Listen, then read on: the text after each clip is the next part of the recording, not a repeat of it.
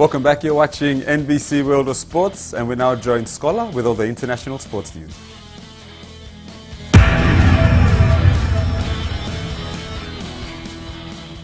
There was more controversy at the Warrnambool Racing Carnival yesterday with champion jockey Damien Oliver, 1 out of 2 riders suspended for failing alcohol breath tests.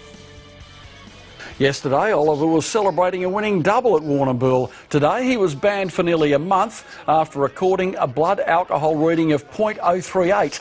Jockeys must be below .02 to be eligible to ride. Earlier, jumps jockey Paul Hamblin was also stood down for failing a breath test. His mount had to be scratched from race 1 because there was no other jumps jockey available for the ride. There are more positive signs for Nick Kyrgios ahead of the French Open, with the young Australian recording a convincing win over the reigning Roland Garros champion. The 21-year-old knocked Stanislav Wawrinka out of the Madrid Masters in straight sets last night, but his second round victory wasn't without a trademark blow-up. You can't see any stakes. You cannot see any stakes. Yes, I can see small space because it's sleeping. There was also a pair of big wins for Australia in the women's draw. Daria Gavrilova advanced to the quarterfinals with an upset win over world number 6 Petra Kvitova, and Sam Stosur came from a set down to beat 8th seed Carla Suarez Navarro. It's been a disappointing Super Rugby season so far for the Australian states, but the focus will soon turn to the international season. The Wallabies will host England in a 3-test series next month, and Curtly Bill is desperate to win back his place in the starting team. Here's Bill in an interview with ABC correspondent Ben Wesley.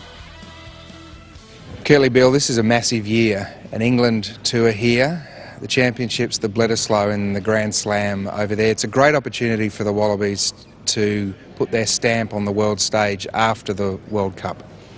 Yeah, I think so. It's obviously a huge year for rugby union in Australia, and no better way to start with an England series here. And no doubt we'll be going in fully prepared and trying to do everything we can to start off the year well.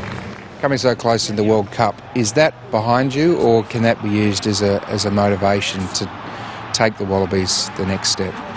I think obviously the World Cup success can be used as motivation.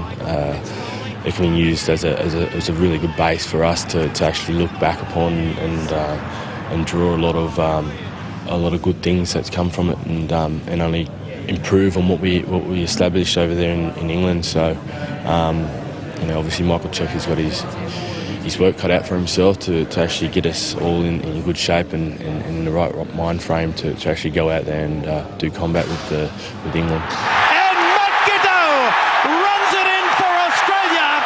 You beat England in Twickenham in that World Cup, but it's a different side, you get the feeling now. A new coach, Eddie Jones, they just won their Six Nations. What do you make of their revival and the challenge that they pose in 5 or 6 weeks' time?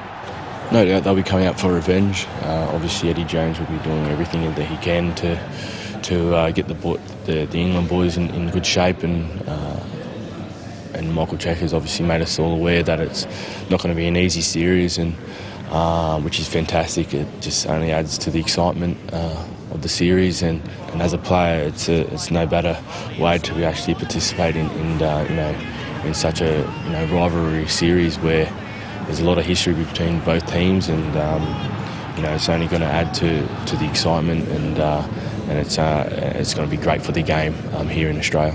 In the World Cup, you sort of became the finisher off the bench, and I gather that doesn't sit very comfortably with you.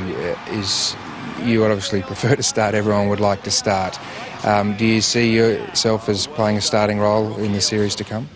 I'd like to put myself up to make myself available for a starting position. I think everyone likes to do that, but any chance to put on the Wallaby jersey would be a huge honour, and I think I think just expressing my interest won't hurt. Just like everyone else out there wanting to pull on the Wallaby jersey. I think I've done enough to be able to put myself in a really good position to start, and still a long way down the track, but I'll be doing everything I can to keep my body and mind right for the up and coming challenges. Thank you, Scholar. We'll take a quick break now and be back with our Player of the Day. Stay tuned, you're watching NBC World of Sports.